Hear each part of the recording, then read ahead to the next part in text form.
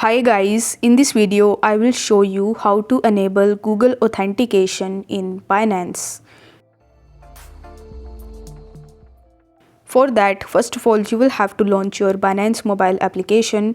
Then you need to provide your email address and password, and you simply need to log in into your account. Now once you have successfully logged in, you are going to see this Binance icon in the top left hand corner.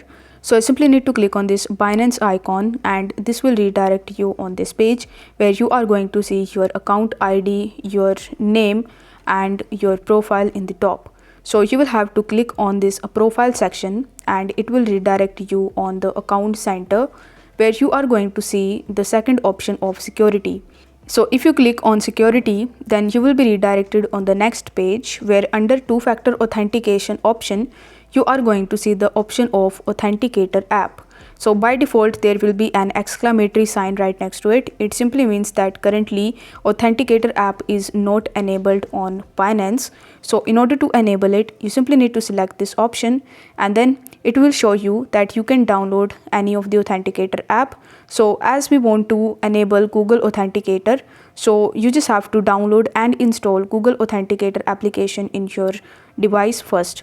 Once done, you will have to press the enable button in the bottom.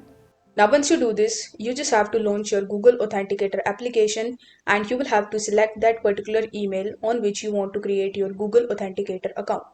Once done, you will be landed on the home page where you are going to see this plus icon in the bottom right hand corner of the screen.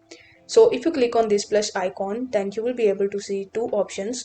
The first is of scan a QR code and the second one is of enter a setup key. So you can choose any of the options as per your convenience, as in your Binance application, you are going to see both of these methods to verify.